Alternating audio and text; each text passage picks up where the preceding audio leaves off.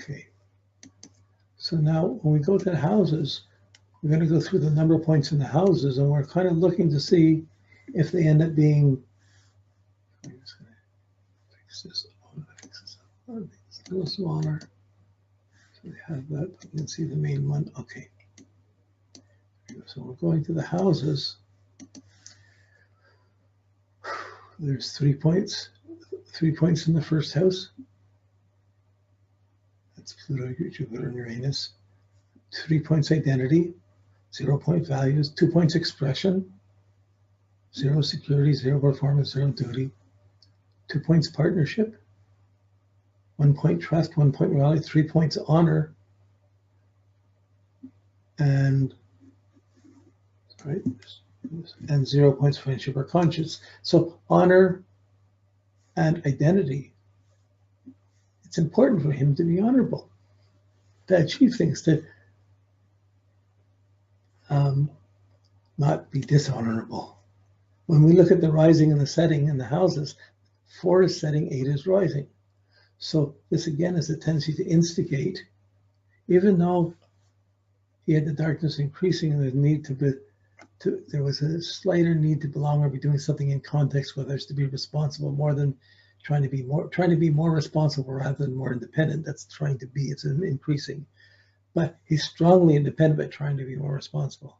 By sign, by houses, he's strongly projective, 8 projective to 4 recessive, 8 rising, 4 setting. He's going to be more projecting his energy than reacting.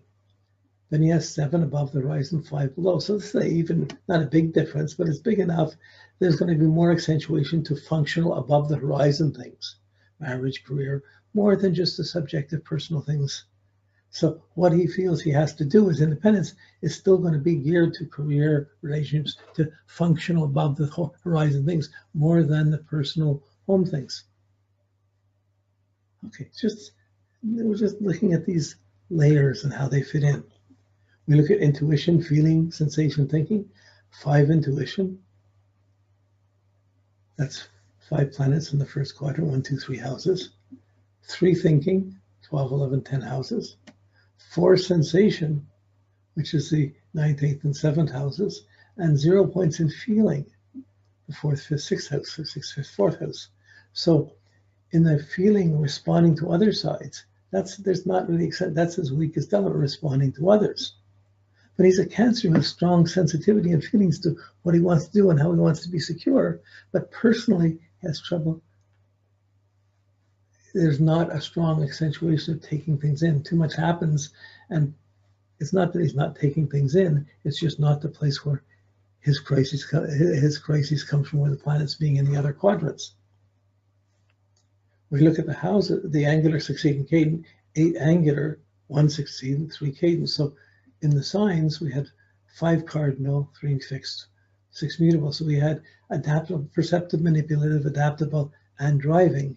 Here we're seeing really driving, really the angular. I got to push for things. I got to make things happen. I got to be on the go, doing things, and somewhat of an ability to adapt, a secondary ability to adapt, not as strong, and not that much stability in the succeeding houses. The emphasis on doing things, making things happen, going to make things happen, and even though on this by attitude he's ready to change, really he's trying to push things so perhaps he doesn't have to change, but he changes if he has to. The 3 point, but the 8 is the strongest with the angular.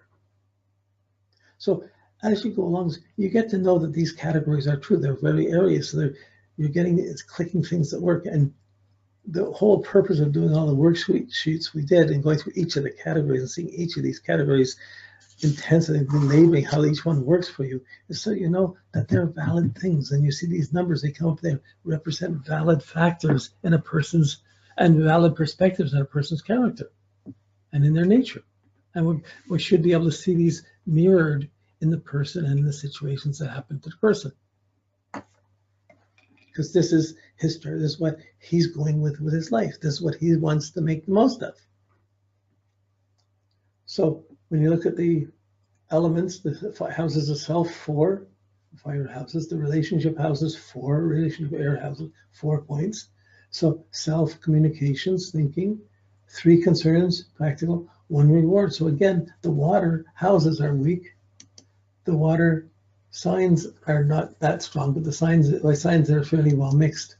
But there's in the houses, it's not so much so. So getting rewards or getting this not so much important. Is more concerned about relationships, communication, and his sort of pride and esteem and understanding of things. So the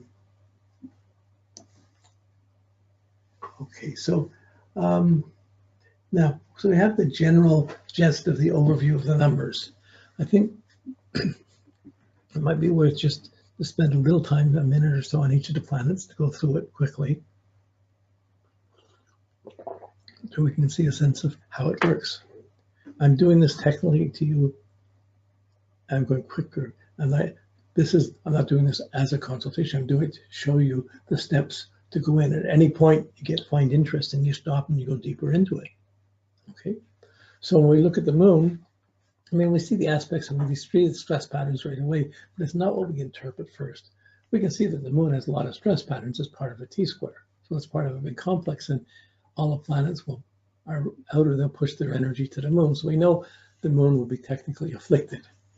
There's difficulties with the moon, but his moon is in Aries. It's the daylight increasing, daylight is greater. I gotta meet me. I gotta live my way. I'm doing this way. I want to do it more my way.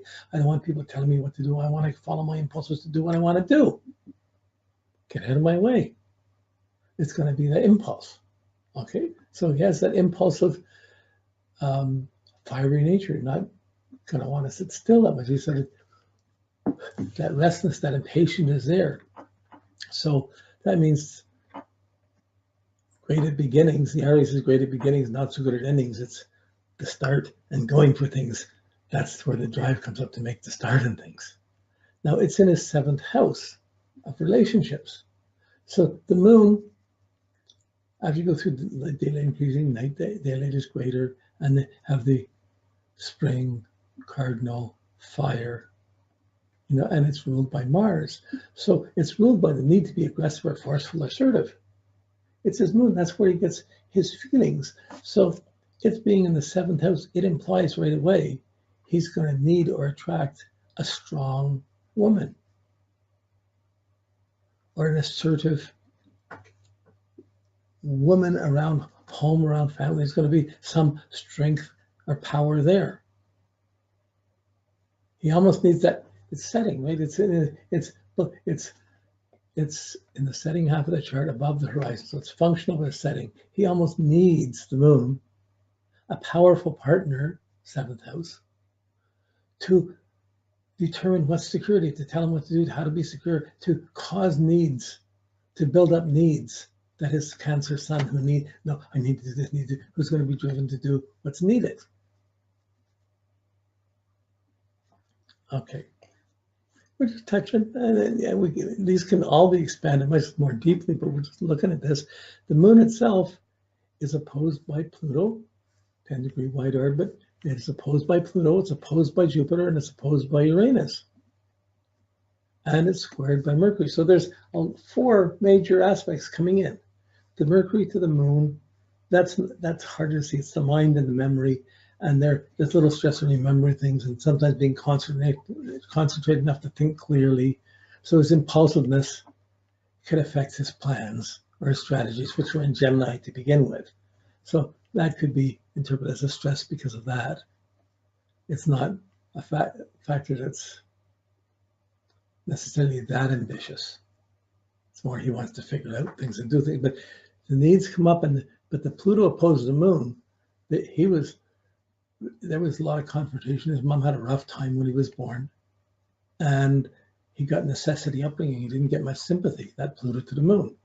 The Jupiter opposed the moon implies that feelings get exaggerated. So Jupiter opposed the moon in Aries. It's like Jupiter Mars. It encourages the impulsiveness and aggression. I got to do this. I'm going to do this. So it increases when he feels a need to do something. He's going to feel I have to do this, have to do it. It's going to be exaggerated. I have to do it, and then he has to fight between what's right or wrong. If I don't do this, oh my goodness, Pluto's there. I'll be really in trouble. If I do this, I have to deal with this. There's a battle around. There's struggle. Nothing comes easy.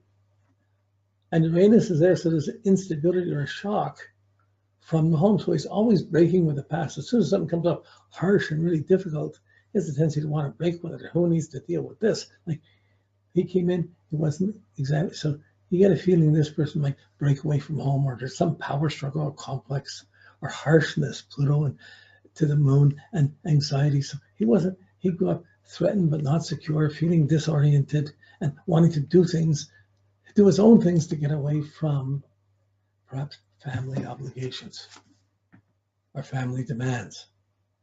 So if you change that from wife to mother, you have the domineering mother who's telling you what to do. And it's threatening, it's controlling, and he has challenges around this when it's right or wrong, and the Uranus wants to break away. These things fall away. So this is a person that things tend to work best when he breaks away from the family he grew up with, or breaks away from where he started from. That could come from somebody migrating or moving, but really he's in Toronto. He's born in Toronto, so it's not from that. But there's some difficulty, some complex. This T-square. It's really 3 T-squares because it's Pluto, Jupiter, and Mercury each to the Mercury. Pluto, Jupiter, and Uranus all square Mercury, all square the moon. So it affects his moon. I wanted to talk about that. So we have an alert. I wonder what that is. Let's try it. We'll have to see if that plays out. Then we're going to see that it also affects his Mercury. So Pluto to Mercury it's a strong aspect. It's a smart aspect. It's intelligent, but it's harsh. It cuts through the bow, or anything falls. It wants to be really true, and it sees things. It's almost overstrong or overperceptive, but it can be confronted by ideas or confronted by other people's ideas. So, and that Pluto's right on the ascendant. So there's an intelligent thinking, but there's battlegrounds here of what's true and what's not true. Okay, he wants to project what he thinks is true. What happens when I run across someone else who doesn't? Oh, what happened if the family didn't, or if he did, or his wife didn't, either way, his intelligence is chance, but his intelligence is Mercury up in the 10th house in Gemini, with Gemini midheaven. So his 10th house, his sun's there, his Mercury. So career and status is important, but the Gemini and the Mercury implies those aren't really the most ambitious things. They're like diversified things. He wants to use his mind, wants to use nice ideas. The Cancer gets a little bit more. I want to have security. I want to take care of myself. I don't want to own money or do things. So he has this strength here, or the demand to try and express things. But we're just going off the Pluto-Uranus-Jupiter conjunction. It's opposed to the moon. It squares the Mercury, which then again fixes the moon. So here's a person who's really alert to problems, is always going to be alert to the problems coming up from family to home, and be thinking about them and thinking about what has to be done or what needs to be done or how to deal with this, how to deal with that. And you see his drive to have to fix it, and the strong mutability to try and find another way to seeing this. There's a certain fuzziness to him too, and an impatience.